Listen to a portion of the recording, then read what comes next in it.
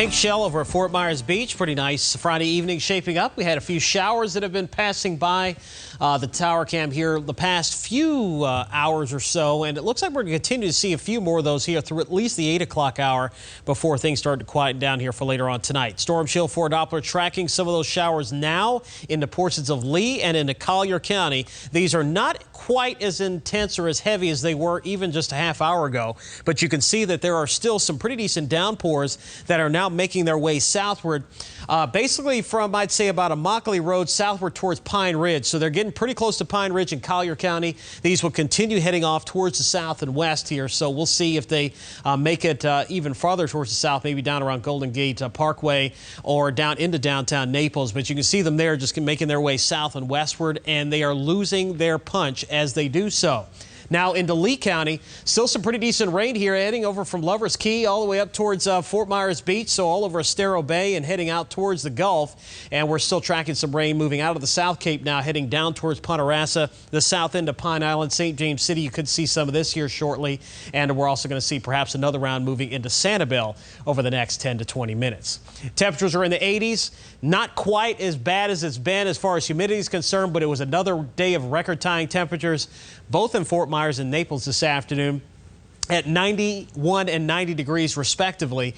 And it looks like as we go throughout the evening hours, it looks like temperatures overnight low 70s, so a little bit cooler than the past several nights. Some drier air starting to filter in, and then highs tomorrow only in the upper 80s. So that's going to be that welcome change that we've been waiting for. It's not going to be a permanent one because we will start to warm back up into next week, but at least the humidity won't be as bad as it's been.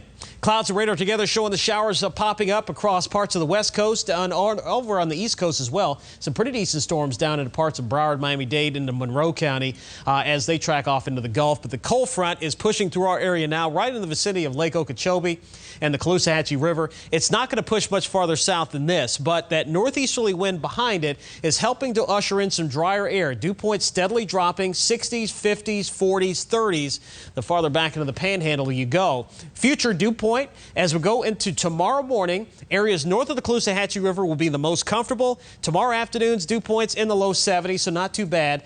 And if this ends up panning out, it's going to feel fantastic on Sunday morning with areas north of the Caloosahatchee River seeing dew points dropping into the 40s and 50s. We'll see if that happens. 4-point forecast for tomorrow: Fort Myers, Naples, Port Charlotte, and the Cape all in the upper 80s with a slight chance for an afternoon shower and much more comfortable humidity than what we've been seeing. 72 tonight, tomorrow 87 with a couple of showers around, chances only about 30%. Seas 2 to 3 feet, your Inland Marine forecast. Winds out of the northeast becoming northerly during the afternoon at 15 knots. Inland waters a moderate chop. Here's your 7-day forecast: 20% chance for a shower on Sunday, 84 the high temperature. Of course, daylight saving time comes to an end this weekend, so set those clocks back an hour before you go to bed Saturday night, and check those smoke detector batteries as well. But we're back up close to 90 by next week. Thank you, Derek.